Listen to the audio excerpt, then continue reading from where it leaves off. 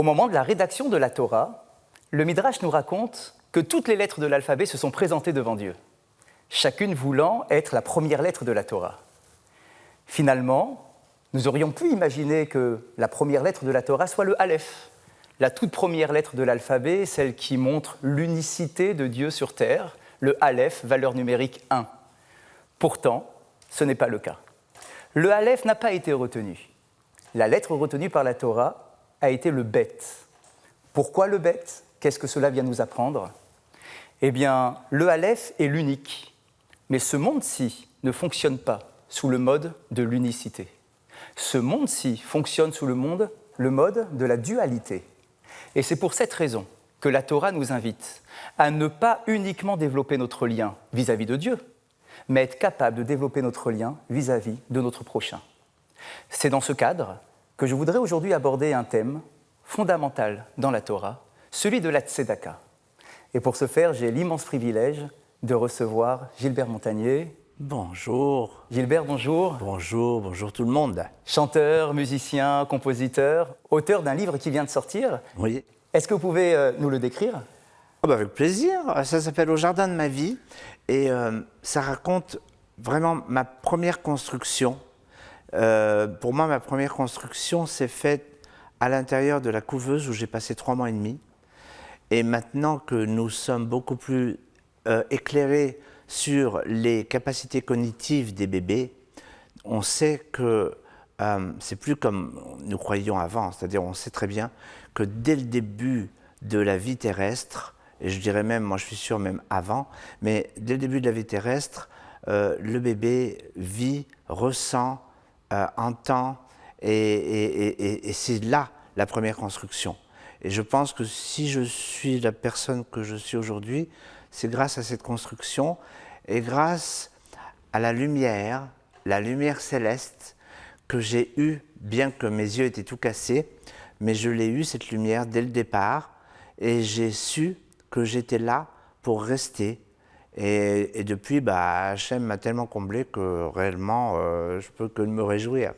Gilbert, vous savez que dans le Talmud, ceux qui sont malheureusement atteints de déficience visuelle sont appelés Saginé Ahor, c'est-à-dire pleins de lumière. Et effectivement, ça rejoint exactement votre présentation.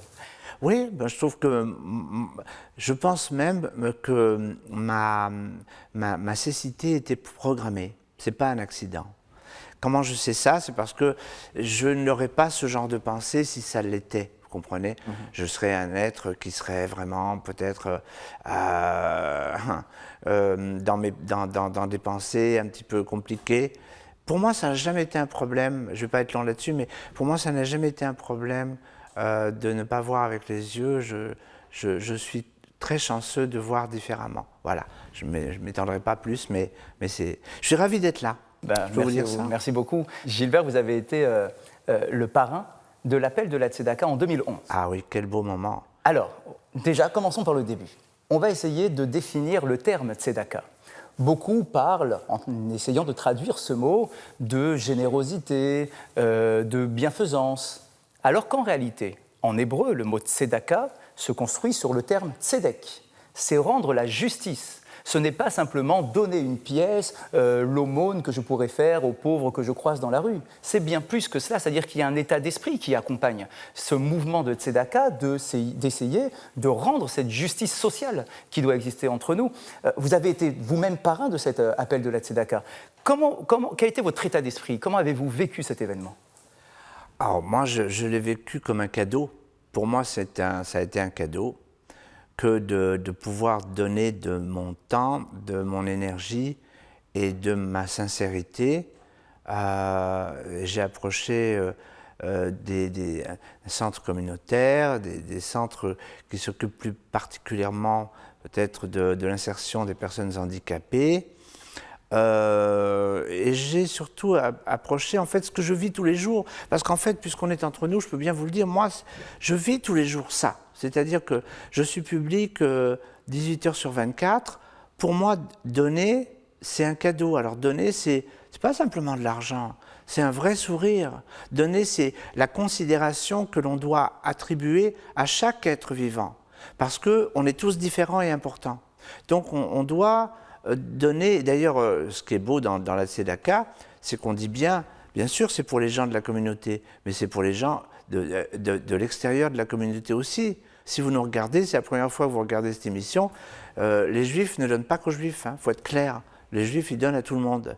Parce que aussi, il y a une idée aussi que je veux appuyer, c'est que moi, j'ai surtout dans mon enfance connu des Juifs qui n'avaient pas un rond, en fait. On parle que de la vitrine, moi je veux vous parler du stock.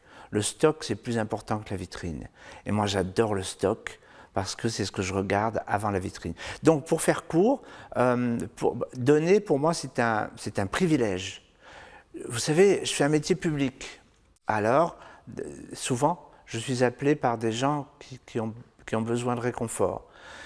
Des gens qui sont peut-être soit en phase terminale, ou soit des gens qui viennent de perdre un sens, par exemple. Et pour moi, c'est une bénédiction, en fait, c'est ça. Une bénédiction du ciel qui me permet à moi, qui ne suis rien, de donner. Et c'est génial. Ça éclaire ma vie, et c'est ça dont je parle, la lumière céleste. Dans la Torah, la mitzvah de tzedaka est présentée sous les termes suivants. Patoar tiftach et yadecha. Ouverture. Exactement. Patoar tiftach, le verbe est répété. Il y a une sorte de redondance dans le verbe. Ouvrir, tu ouvriras ta main. Et nos commentateurs nous disent, mais pourquoi cette redondance? Et d'expliquer que la nature de l'homme est une nature qui est des fois difficile et que nous avons l'impression que notre main doit rester fermée parce que nous avons l'impression de perdre quelque chose en donnant à l'autre. Et la Torah vient essayer de compenser cet élan négatif que nous pouvons avoir en nous ordonnant doublement d'ouvrir cette main, d'ouvrir cet élément qui, depuis la naissance de l'individu, est fermé, mais qui finalement s'ouvre et apprendre à s'ouvrir au fur et à mesure que les années passent. Que cette notion est importante. Le grand kiff de la vie, c'est de s'ouvrir. Et en fait, vous voyez, c'est ce que j'expliquais en préambule pour le livre dont vous avez la gentillesse de parler. Moi, je me suis ouvert dès le départ dans ma couveuse. J'étais quand même dans une grande solitude, puisque à l'époque, les parents ne pouvaient pas venir voir les petits bébés. Ils pouvaient les voir, mais de loin. Ils ne pouvaient pas rester avec les bébés. Donc j'étais seul dans ma couveuse. Mais ce n'était pas une solitude négative. C'était justement une préparation à l'ouverture et au fait que j'allais vraiment pouvoir vivre autant de choses auxquelles j'accordais la confiance. Parce que c'est ça, l'ouverture aussi. C'est de faire confiance d'abord au ciel, et de faire confiance à l'autre vers qui vous allez vous ouvrir. Et pas vous demander comment il va le recevoir. Je pense qu'il faut tout simplement être naturel et s'ouvrir. C'est très important ce que vous venez de dire. Cette leçon est très belle, qui finalement nous accompagne dans les deux sens. C'est-à-dire qu'on a un message pour celui qui ouvre la main, pour donner à l'autre. Ouais. Et finalement, la Torah nous donne aussi un message pour celui qui reçoit. C'est-à-dire, comme vous venez de le dire, de ne pas avoir peur de recevoir, parce qu'il ne faut rien craindre de ce don-là. Et au contraire, se dire que ce que l'autre vient m'apporter, eh bien, finalement, c'est son cœur, c'est sa générosité. Oui, ça aussi, c'est très important, vous qui nous regardez et vous qui êtes dans le besoin. Ce qui peut arriver à tout le monde, personne n'est à l'abri, je tiens à préciser ça. Il ne faut pas avoir honte de recevoir. Parce que si vous ne montrez pas que vous avez besoin de quelque chose, comment l'autre peut-il le savoir? Qu'est-ce qui vous a fait plonger dans le monde de l'appel de la Tzedaka avec cette particularité que nous connaissons de l'appel de la Tzedaka et cette œuvre incroyable qu'ils font année après année? Ce qui m'a fait plonger avec bonheur et délice dans la Tzedaka, c'est d'abord la croyance à mes racines. Je pense que nous sommes qu'un arbre qui a plusieurs, des fois, une racine principale, mais il peut se faire qu'on ait deux racines, ce qui est mon cas. C'est aussi pour rendre hommage à ma maman qui a traversé la guerre en France dans la terreur, qui a failli se faire déporter plus qu'une fois. Et un jour, j'étais dans une synagogue et j'ai eu un éclair, un flash. Et je me suis dit qu'à partir de maintenant, il n'y avait pas du tout de couvercle à mettre, couvercle spirituel à mettre sur la lumière céleste. Au contraire, de dire qui l'on est, je pense que c'est important. Et voilà, nous ne sommes rien de plus que des enfants qui ont grandi plus ou moins bien. Et justement, la tzedaka, ça s'adresse aussi bien sûr aux petits-enfants qui n'ont rien demandé et qui peuvent être peut-être au sein d'une famille en difficulté. Et je pense que c'est une grâce supplémentaire qui nous est donnée de faire plaisir aux enfants. Qu'est-ce qui est plus beau que de faire plaisir aux enfants, que de rendre un enfant heureux? Et ça, c'est une lumière qui nous reviendra immédiatement en plus. On ne le fait pas pour ça, mais on sait très bien que quand on est bon, ça nous revient.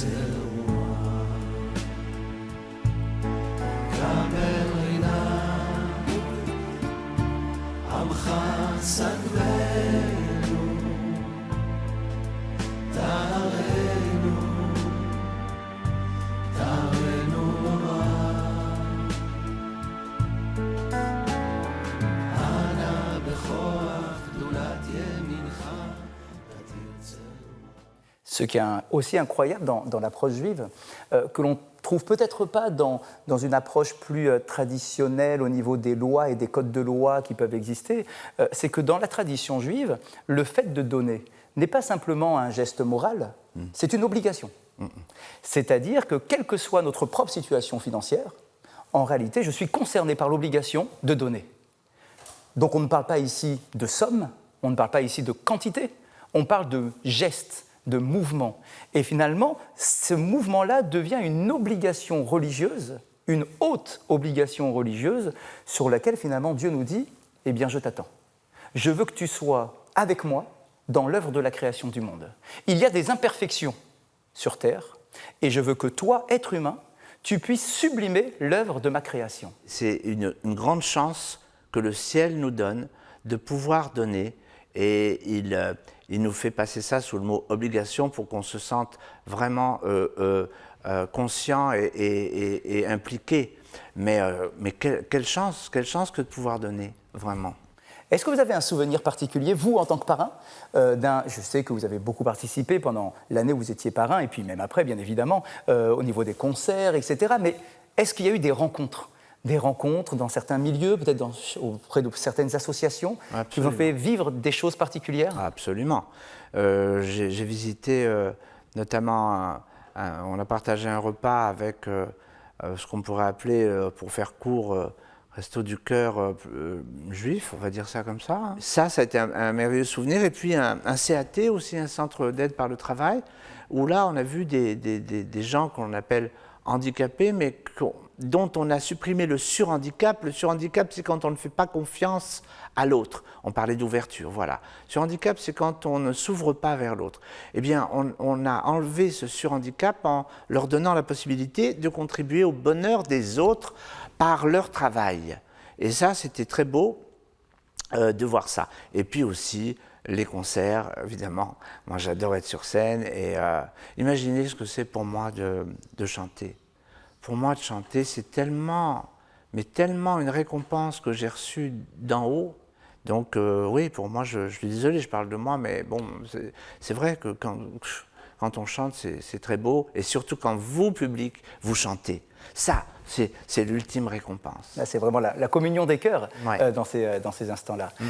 Vous savez, Maïmonide nous parle de ce commandement, donc de cette mitzvah, on va dire en hébreu, de la tzedaka.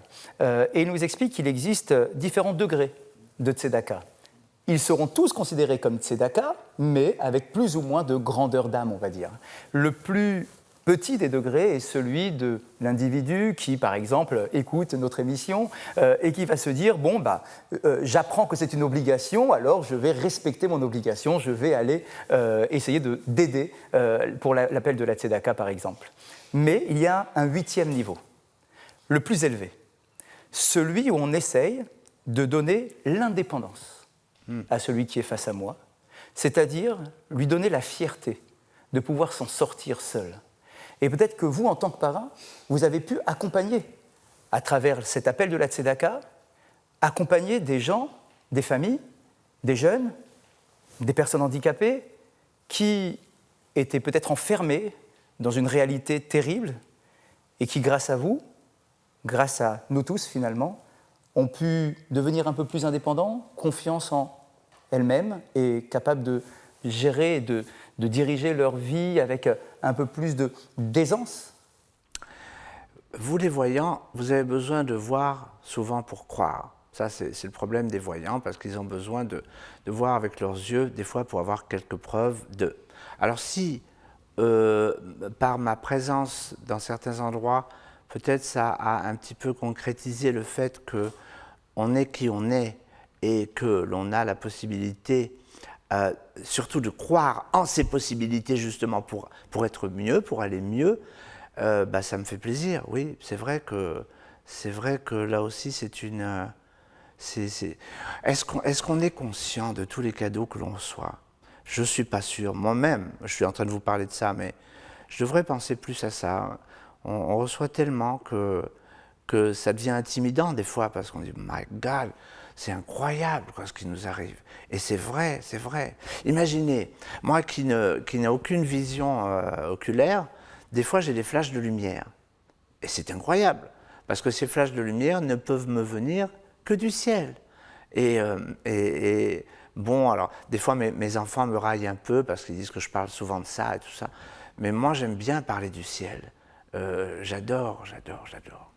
Finalement, vous êtes conscient que le cadeau par excellence, c'est la vie.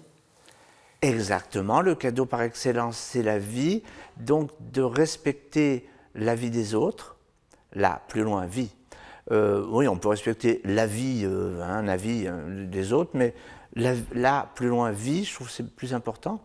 Et de remercier. On a tous des raisons de remercier.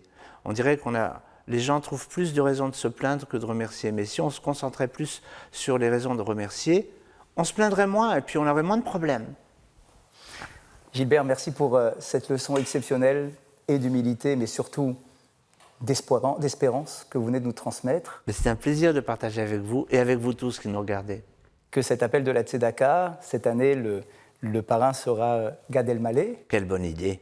Mon Gad, c'est sympa ça. Ouais, c'est bien. Eh bien, que tous ceux qui sont là, avec nous, devant leur écran, puissent se sentir concernés par cet appel de la tzedaka aussi important, aussi noble qu'il puisse être, parce que nous sommes tous considérés comme étant les enfants de Dieu, et il attend qu'on aide tous ces enfants. Absolument. Merci.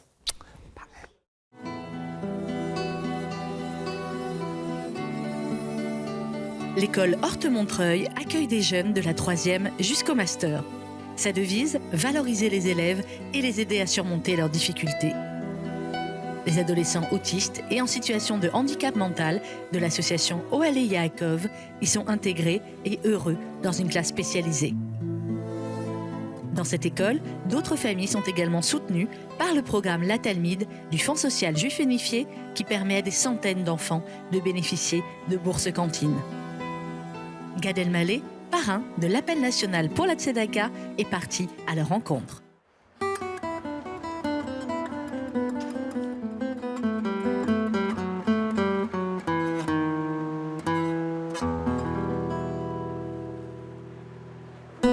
Bienvenue Gad, bienvenue à l'Horte. Good morning. Good morning, welcome.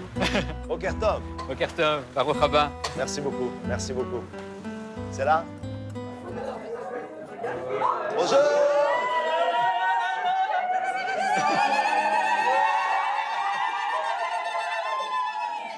Boker Tov. Eh, j'ai la sensation d'aller à l'école, ça me stresse un peu. J'ai pas envie d'aller à l'école.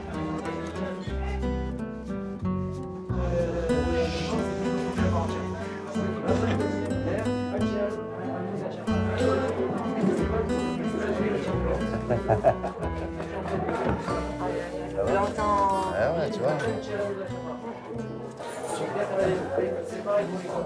Alors, Gad, soyez bienvenue dans notre synagogue. Merci, merci. Voilà. Le principe de l'ordre, c'est que c'est ouvert à tous, élèves juifs, élèves non juifs.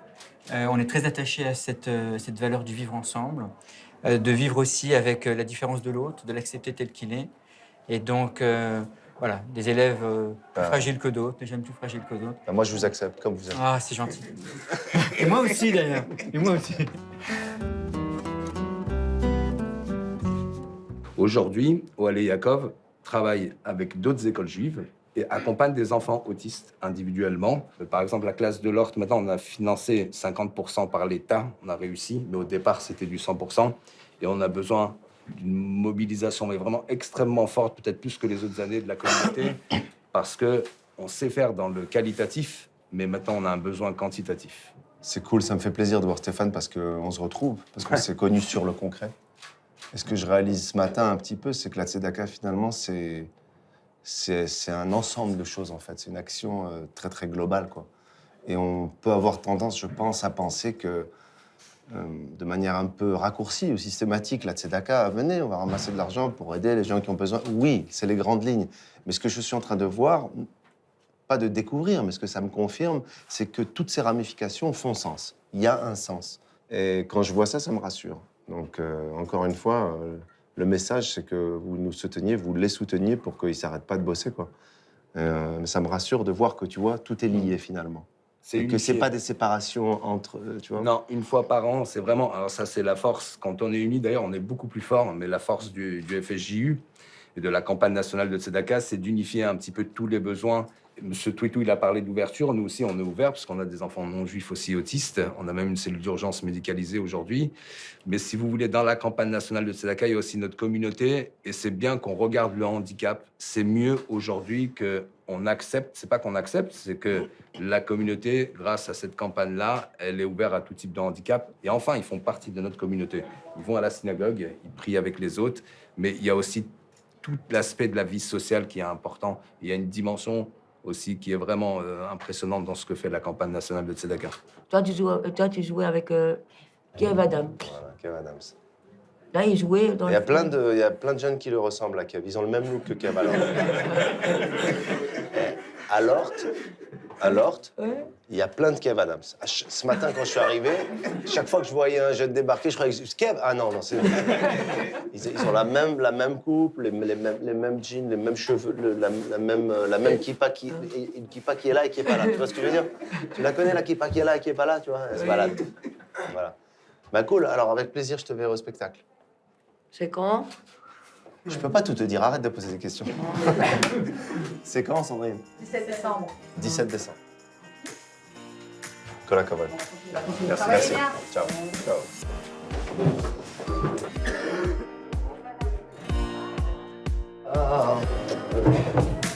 Attendez, pour la récréation, ça y est, on va y aller. Voilà, Gad. Bonjour. Voilà, ici, c'est la classe. Bonjour, ça va? C'est la classe, C'est la classe. où on travaille avec les enfants. On s'est vu tout à l'heure. Ça va? Rebecca, bonjour. Bonjour. Ça va, Rebecca? J'ai dit déjà.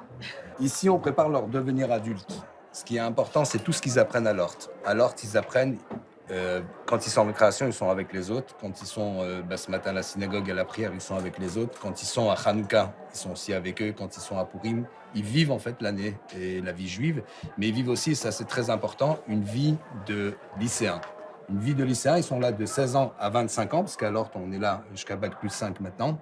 Et ils sont donc en intégration. Et ce temps-là, il est extraordinaire parce qu'il nous permet de prendre le temps de les préparer à leur devenir adultes.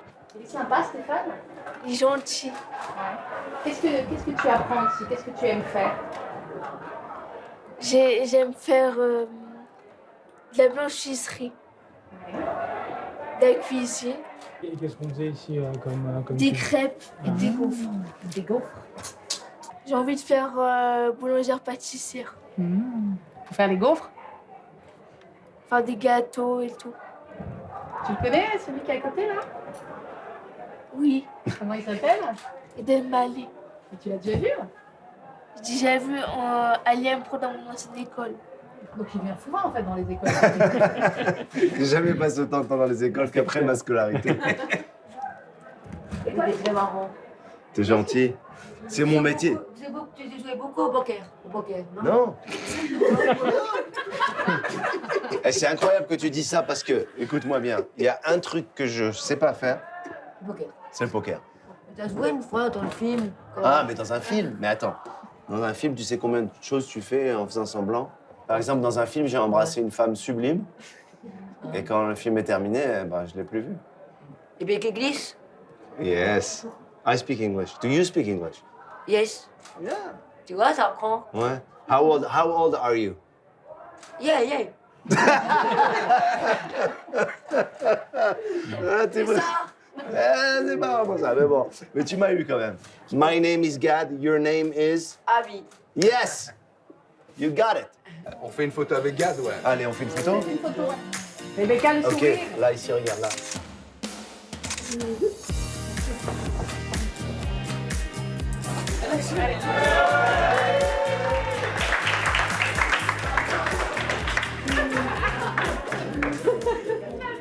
Vous avez une super école quand même. Bonjour à tous. Je suis très heureux d'être là. Je suis très honoré de cette mission qu'on m'a confiée cette année.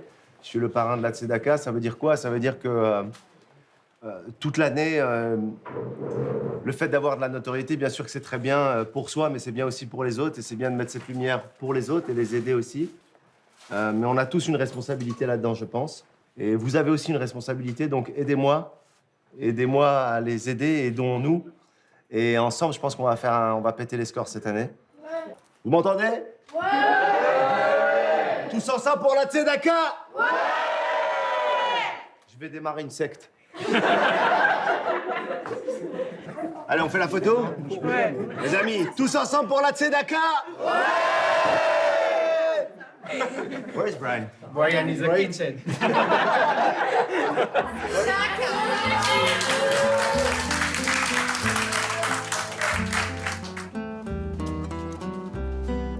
Ça va? Très bien.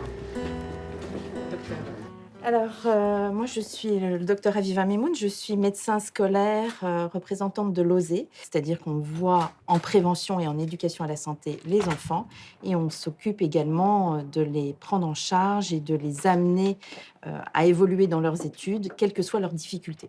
Je suis Annie Alou, je suis infirmière scolaire dans différentes écoles. Ma fonction première, c'est d'accueillir les élèves qui ont des problèmes de santé, des troubles des apprentissages, de les tirer le plus vers le haut. Quelquefois, je me demande si c'est pas eux qui nous tirent vers le haut, plus que nous ne les tirons vers le haut. J'insiste surtout sur aménager au mieux la scolarité des élèves en fonction de leurs problématiques, de leur handicap. Et c'est pas eux qui doivent s'adapter à l'école, c'est nous qui devons nous adapter à eux. J'étais pas un bon élève, mais d'abord, contrairement à tout ce que tout le monde imagine de moi, enfant ou à l'école, j'étais pas du tout le mec qui faisait le show, qui faisait le cancre. J'étais plus un élève qui était en difficulté avec l'autorité et en difficulté avec les choses établies, qui n'étaient pas créatives, qui n'étaient pas jubilatoires, qui n'étaient pas amusantes, mais pas que pour m'amuser, parce que je rêvais déjà. J'inventais des histoires, je m'imaginais déjà sur scène, je me voyais déjà pour faire un hommage à Aznavour, et je me voyais déjà, quoi. Et j'étais pas là. Et ce qui rendait fou mes profs, c'était pas que j'étais turbulent, que je chahutais, c'était que j'étais pas là, ça les rendait dingues. Je me souviens de profs qui devenaient dingues, ils disaient « Elle m'allait, vous m'entendez ?» Et moi, je faisais... Ouais. Oui. Et j'étais pas là, quoi. Ce que vous faites apparemment, c'est justement de leur donner, de leur tendre la main. L'idée est effectivement maintenant de dévoiler les potentialités de chacun, de savoir faire en sorte que l'école puisse s'adapter à certaines difficultés et non pas rester dans le moule systématiquement. Après, les moyens financiers, il y a des fois où ça peut coincer, puisqu'on a beaucoup d'élèves, par exemple, qui vont avoir besoin d'un matériel informatique parce qu'ils sont trop lents à l'écriture, etc. Par contre, sur un matériel type ordinateur, ils sauront le faire. Donc, l'idéal, ça serait effectivement d'avoir un matériel informatique pour tous ces enfants-là, et ils n'en ont pas toujours. Le message est clair, je pense. Hein. Alors, dites-moi un peu. Moi, Raphaël, il est à l'Horte depuis l'année dernière, la 3e, là, il est en seconde. Il a fait plusieurs écoles juives avant. Et il a été renvoyé des écoles. Et je voulais le mettre dans une école publique, mais c'était pas possible dans le quartier où j'habite, très mal fréquenté. Et puis, où il faisait du foot, il y avait des propos antisémites, tout ça. Donc, je voulais absolument le mettre dans une école juive. C'est vrai que j'avais un peu des a priori sur cette école. C'est un peu ridicule, mais voilà. Et je suis très, très, très contente. C'est une école qui a sauvé mon fils déjà psychologiquement, parce qu'il allait pas bien. Je suis divorcée avec 3 enfants. Et ça l'a sauvé déjà moralement, on va dire, parce que c'est une école qui donne vraiment confiance en l'enfant. Et il se sent beaucoup mieux. Il se sentait rabaissé, là, il se sent mieux. Et surtout, financièrement, j'ai été vraiment beaucoup aidée. Les écoles juives, ça coûte cher et c'est un budget qu'on n'a pas. Je suis pas du tout aidée par le papa. Et du coup, voilà, les aides que j'ai par la Tzedaka, c'est assez incroyable et ça me permet de m'en sortir. Et lui, il est heureux et je suis super contente. Ah, c'est génial. Ouais. Et Cynthia, alors vous voyez les jeunes, vous Oui. les voyez avec les parents ou sans les parents? Alors, les deux cas se présentent. Alors, en fait, déjà, ma mission au sein de cette école, c'est vraiment donc d'aider les élèves et leurs familles à faire en sorte qu'ils soient mieux au sein de l'école, mais aussi au sein de leur famille. Donc, je mets en place tous les dispositifs possibles pour qu'ils soient mieux. Et principalement, l'aspect financier, qui est très important pour eux. Donc, j'ai beaucoup de demandes d'aide financière. La Talmid, c'est une aide financière qui aide les parents d'enfants au collège à bénéficier de réductions en fait, au niveau de la cantine. Au niveau de la Tzedaka, les élèves se sentent concernés par rapport à la récolte de fonds, en fait. Donc, avec des professeurs, ils mènent en fait des actions. L'année dernière, c'était par exemple ils récoltaient des affaires donc divers, bonnets, écharpes, gants. Ensuite, il les lavait et il les revendait. Okay. Donc, ils ont réussi à avoir des petits fonds, pareil pour un stand aussi manucure pendant la récréation. Donc, voilà, les élèves se sentent vraiment impliqués. Souvent, quand on fait appel à des gens, surtout dans une campagne comme la Tzedaka, ou n'importe quelle campagne où on sollicite les gens, parce que nous, on va devoir solliciter des gens, ils n'arrivent pas à faire le lien entre les besoins financiers, concrets, et l'efficacité. Comment vous définiriez ça? Comment vous diriez que voilà comment ça peut être plus facile pour nous, quoi. Et qu'est-ce qui fait que ça faciliterait les choses? Comment est-ce que on peut mesurer le travail qui est effectué? Aujourd'hui, avec l'argent qu'on collecte, par exemple sur ces bourses cantines, on est en mesure de distribuer, on étudie 1800 dossiers, on est en mesure de n'en distribuer que 1200. Ça veut dire très concrètement que nos services refusent 600 dossiers. Ça veut dire qu'on rentre chez nous le soir en se disant « j'ai refusé à 600 familles le droit de manger à la cantine pendant une année ». Et ça, c'est difficile. Que non seulement les aides interviennent, ces aides bourses cantines, dans les écoles, mais elles interviennent aussi au sein des internats de la communauté. Et là aussi, la question de l'internat, elle est au cœur des sensibilités parce qu'on intervient auprès de familles qui sont en grande difficulté, qui ne peuvent plus garder les enfants à la maison et pour lesquelles l'internat est une solution avant le placement. Et donc là, on est dans de l'essentiel. C'est-à-dire que les gamins, ils doivent rester à l'intérieur de l'école avec un retour à domicile, évidemment, parce que ce n'est pas des gosses placés. C'est juste des gosses qui sont pour l'instant sécurisés, j'ai envie de dire, avant le placement, et on voit si cette solution, c'est une solution intermédiaire. Donc là, on a vraiment besoin d'être présent matin, midi, soir, le goûter, Shabbat midi, Shabbat soir, dimanche, et on recommence. On a un fonds d'urgence qui aide aujourd'hui 700-800 familles sur des dettes énergétiques, sur des dettes de loyer, sur des dettes... Aujourd'hui, on a des familles qui nous appellent en disant « Demain, je suis expulsée ». Il va falloir réagir tout de suite maintenant. Donc voilà à quoi ça sert l'appel national pour la Tzedaka. Et aujourd'hui, effectivement, on traite 17 000 situations, ce qui veut dire quand on multiplie par 3 ou par 4 personnes à l'intérieur de chaque foyer, vous voyez la difficulté. Aujourd'hui, on est autour de 12 ou 13% de la population juive qui est en grande difficulté avec des minima sociaux. C'est notre réalité du quotidien. Donc oui, bien sûr qu'on a besoin de tous et on a besoin de la Tzedaka pour nous soutenir, puisque c'est grâce à la Tzedaka qu'on peut répondre à toutes ces difficultés. Avec quelques dizaines d'euros par mois de dons, on peut changer la vie d'une famille. Parce qu'une cantine scolaire, c'est 500 euros, ça fait 40 euros par mois. Avec 40 euros par mois... C'est combien, pardon? 500 euros par an. Par an, ouais. 500 euros par an, donc avec par enfant. Par enfant. Par an et par enfant. Donc avec 40 euros par mois, on peut soulager une mère et lui lever la pression de l'angoisse de dire le matin à son fils ou à sa fille, ben, c'est compliqué pour toi, tu vas pas pouvoir manger. 40 euros par mois. Je veux d'abord dire à quel point je suis touché par les témoignages que je viens d'entendre. D'abord parce qu'ils me mettent et ils nous mettent tous face à la réalité des besoins de la communauté. Et on n'est plus dans une espèce de fantasme à imaginer les choses, et les informations qu'on nous donne, elles sont concrètes. Et donc ça nous met face à nos responsabilités. Qu'est-ce qu'on fait maintenant? C'est une responsabilité, on ne peut pas rester comme ça quand on entend vraiment ce qui se passe. Et après, je suis vraiment heureux que tu m'aies demandé de faire ça, parce qu'encore une fois, je le répète, et c'est mon éducation, c'est ce qu'on m'a appris depuis que je suis petit, c'est de remercier celui qui te permet de faire une mitzvah, en fait, finalement. C'est moi qui remercie la Tzedaka de me permettre de les aider. Et c'est pas de la fausse humilité que je fais, c'est une réalité, c'est ce que je pense profondément. Et donc je suis assez ému parce que ces témoignages de maman, ces témoignages de gens qui donnent leur temps, leur vie, on doit y répondre. Hein. On doit tous, là, tous ceux qui me regardent là, doivent se sentir aussi responsables, sans être culpabilisants non plus. Je pense que c'est plus dans une forme même de joie, de communion, qu'on doit aller vers ça et dire on va aider. Donc je suis très touché et je suis plus que jamais décidé à être avec vous et à aller chercher nos amis là où ils sont pour nous aider. Et puis il y a une autre dimension aussi, c'est que je prends conscience aussi du fait que pour moi la Tzedaka c'était au-delà de la campagne, c'était un soir dans Paris, un show. Ça c'est bien, mais ça c'est la cerise sur le gâteau.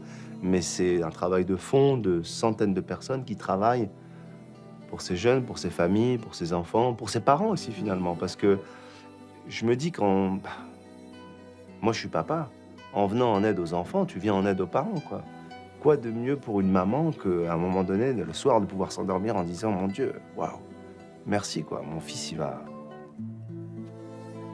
C'est le papa qui parle, là. Oui.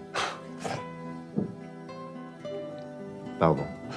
Je pense à mes enfants, je pense à tous les enfants et je me dis que vraiment, on a du boulot. Mais on est là pour les aider.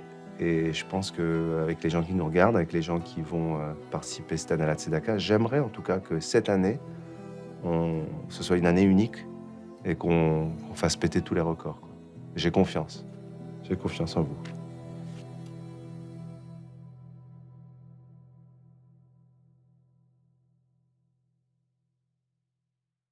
Pour développer un peu plus ce thème de la Tzedaka, j'ai le plaisir aujourd'hui de recevoir Gérard Garçon. Gérard Garçon, bonjour. Vous êtes le président de l'appel national pour la Tzedaka. Est-ce que vous pouvez tout d'abord nous expliquer quel est votre rôle au sein de cet appel national? Mon rôle, merci d'abord de me recevoir. Mon rôle, c'est un rôle d'animateur de la campagne. Je vous rappelle que c'est une campagne qui entame sa 26e année. Donc c'est une campagne ancienne, durable, qui a fait ses preuves, qui a aidé déjà plus de 500 000 personnes, qui a récolté 50 millions d'euros depuis 25 ans.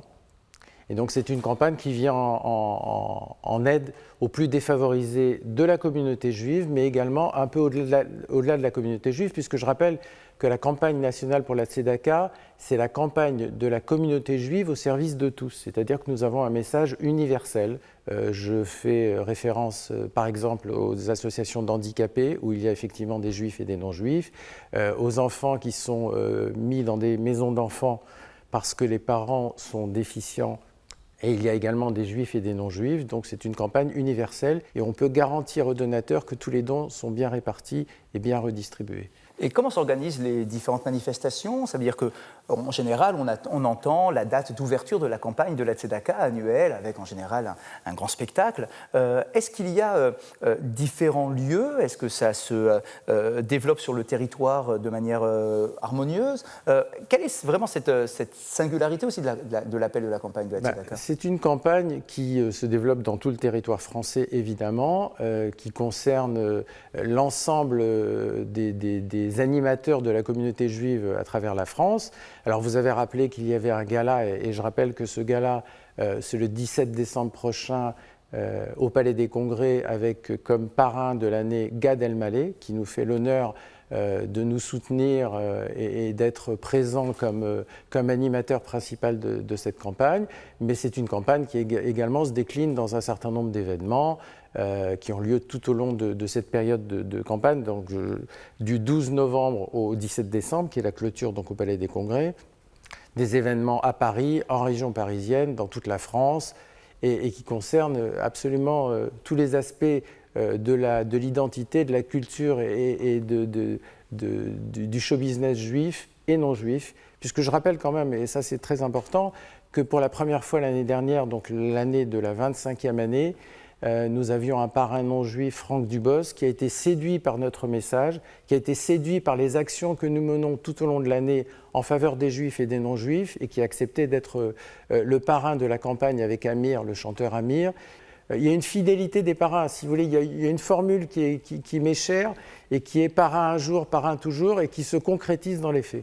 Est-ce que vous avez encore des attentes particulières? Est-ce que votre rôle, vous, président de l'appel, est-ce que vous avez encore une particularité ou quelque chose que vous attendez, que vous n'avez pas encore eu au sein de toutes ces années de don de soi? On sait actuellement, du fait des informations des travailleurs sociaux, que nous couvrons à peu près entre un tiers et la moitié des besoins. Vous savez, il n'y a rien de plus difficile dans le rôle que j'ai, mais dans le rôle qu'ont également les professionnels de cette campagne, que de dire non à une famille. Et quand je vous dis ça, c'est une véritable tragédie, c'est un cri d'alarme que je lance, c'est un vrai appel au secours. Parce que certaines familles, et notamment les familles monoparentales, avec une maman qui a 2, 3, 4 enfants, elle est obligée quelquefois de dire à son enfant le lundi matin, bah, toi mon fils, c'est ta sœur qui va manger aujourd'hui à la cantine parce que je n'ai pas les moyens de te payer la bourse cantine et toi tu mangeras demain. Et ce choix dramatique, ce choix horrible qu'ont les mères, il faut que ça cesse. Et il n'est pas possible de ne pas savoir que la précarité touche 12 à 15% de la communauté juive comme de la communauté nationale. La communauté juive est touchée exactement au même niveau que la communauté nationale. Les juifs ne sont pas tous riches, les juifs ne sont pas tous entourés d'une famille qui les aide. Et véritablement, quand dans des familles, il y a une précarité énorme, on ne peut pas l'accepter, on ne peut pas dire on ne savait pas, parce qu'aujourd'hui tout le monde sait, et le message que j'ai, la frustration que j'ai, c'est de me dire qu'il n'y a pas assez de gens qui donnent. Et ces gens qui donnent, qui peuvent donner 40 € par mois, peuvent changer la vie d'une famille. Et ça, c'est mon combat. Et ça a été le combat de mes prédécesseurs et ce sera le combat de mes successeurs. Il faut qu'on y arrive. Il faut qu'on puisse aider beaucoup plus de gens. Et ça, c'est véritablement grâce aux dons qu'on pourra y arriver. Quel peut être encore donc votre état d'esprit et qu'est-ce que vous espérez de la réaction de tous ceux qui participent à l'appel? Je voudrais juste dire un mot. Entre le verbe aimer et le verbe aider, il n'y a qu'une lettre de différence. Et quand on aime, on aide, et quand on aide, on aime. Merci.